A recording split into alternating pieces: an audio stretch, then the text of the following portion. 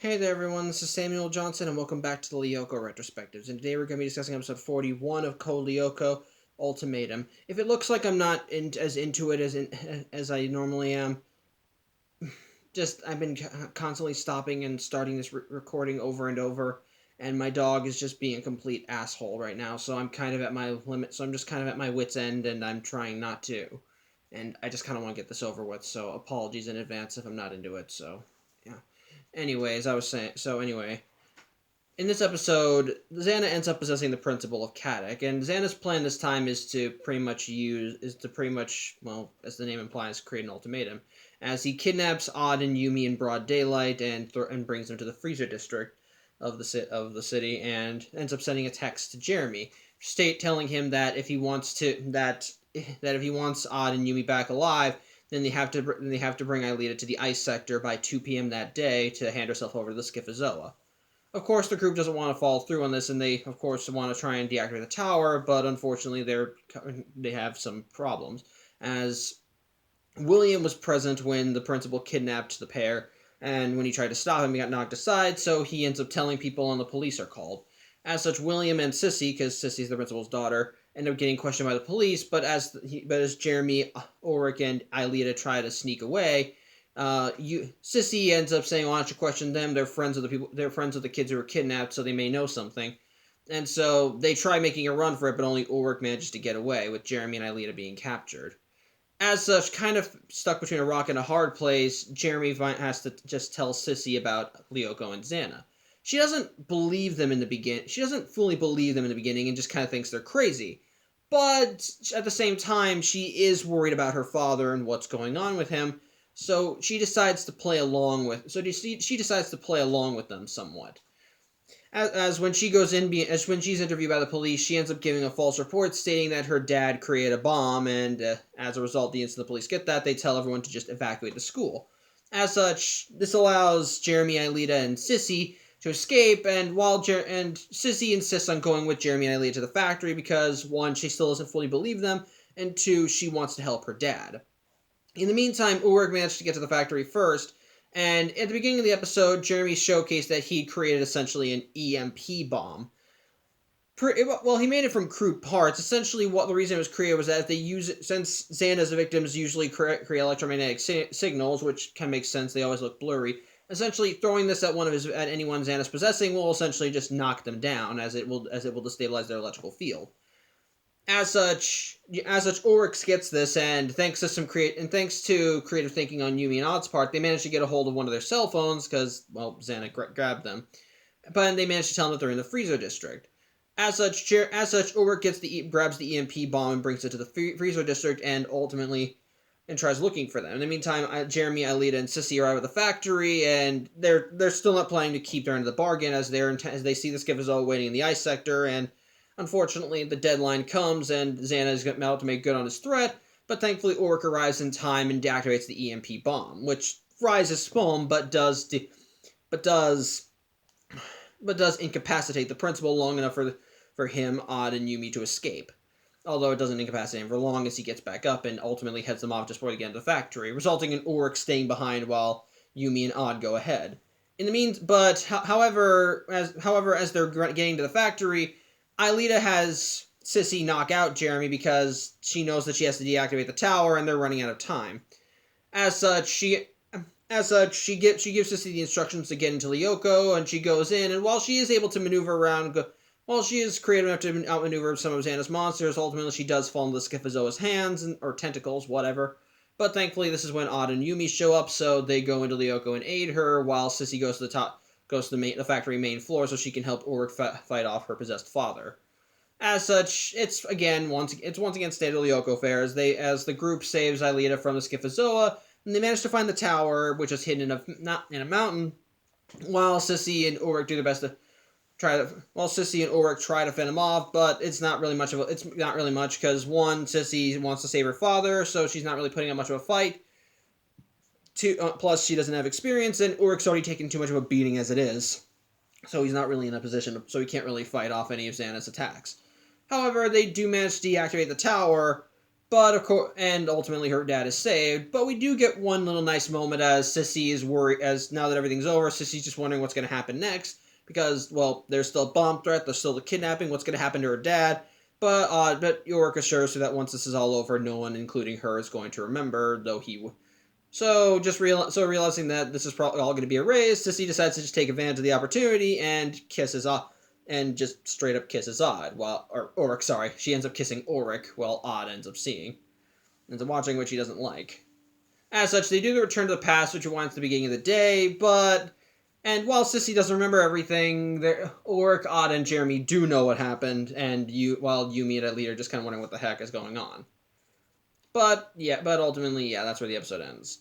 So, well, overall, I did like the episode. I think its biggest strength for me is stuff with Sissy.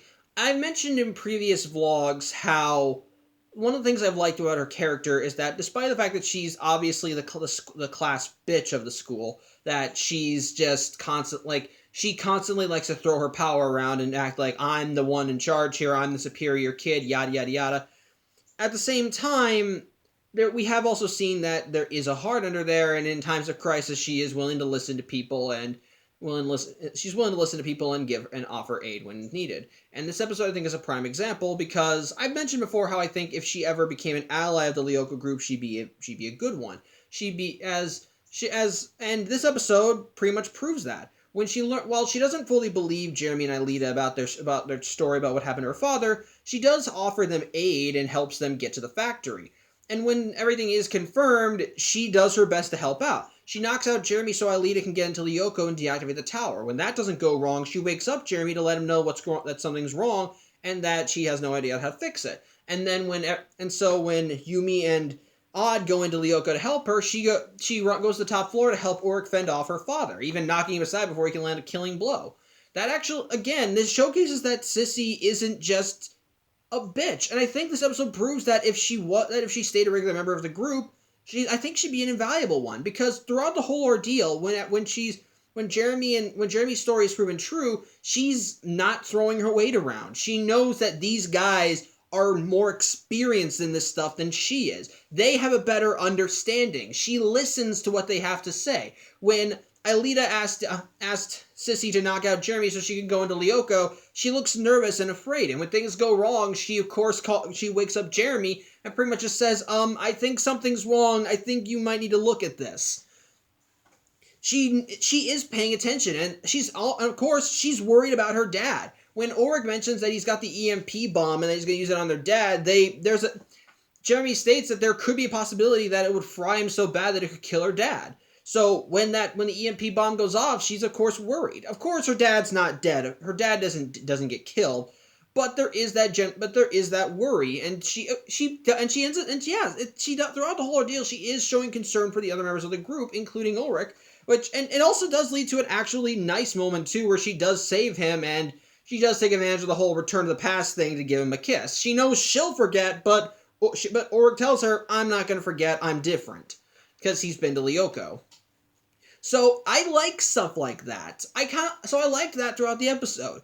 Throughout this whole, she's the one that sicked the cops on them, but when push comes to shove, she does actually listen, and this episode proves that if she had stayed a regular member of the Lyoko team, I think she would have been invaluable, which I think is a good idea.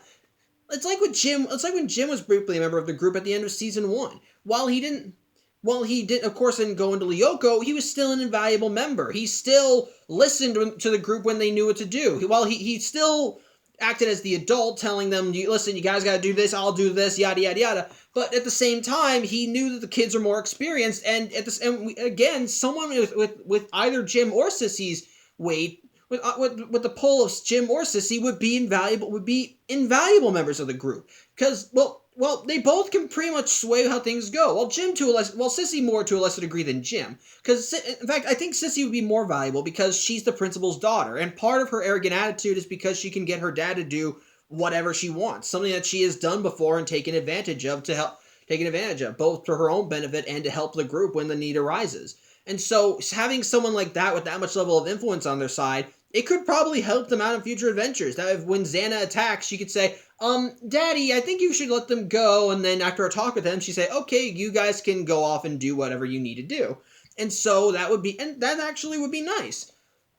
And again, it shows that again the episode just continues to showcase something that's continually been shown throughout the series.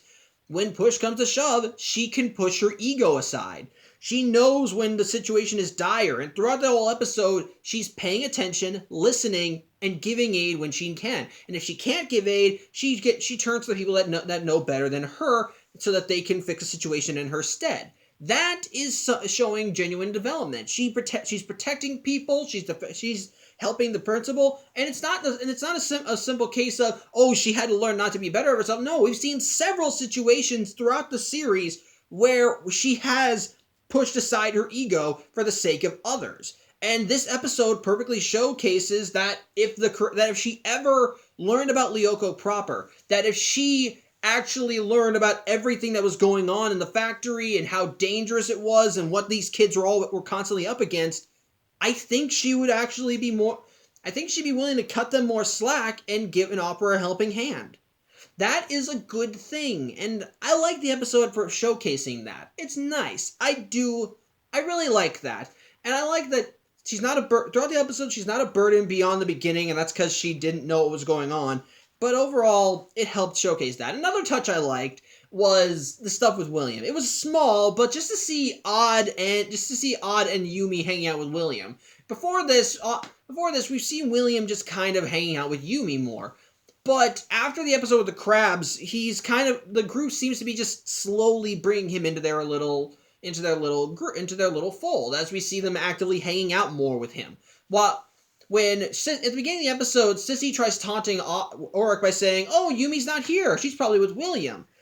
While Auric does give her venom over this, other time before the crab episode, he probably would have gotten into one of his funks. Here, he just blows her off because even if they are hanging out, he knows that nothing's happening. They're just friends. He knows that Yumi chose him. So I like stuff like that. They're more accepting of him, and they're more willing to see him as a friend and not as an obstacle, or at least Ulrich is. It's again just one scene, but I like that to the point where I like that. I just like little stuff like that. Otherwise, though, the episode is just regular fun, just regular nice fine stuff. Got the tension with the principal being possessed. I liked when everything goes to hell. The timer when Odd and Yumi are being held hostage. And of course, just getting to Lyoko and taking everything down. Overall, it's still just standard Lyoko fare. It's not bad, but this is kind of what you expect from the show at this point. Again, the things that stand out for me is just the stuff with Sissy, as I feel like that's more compelling and that's what keeps everything. As that's, I think, more compelling and helps continue to... and I think this episode more prominently showcases the better aspects of her personality. So, yeah. Overall, fine episode. So, yeah. Thank you for watching. I'm Samuel Johnson. I hope you enjoyed the video, and I will see you next week. Take care.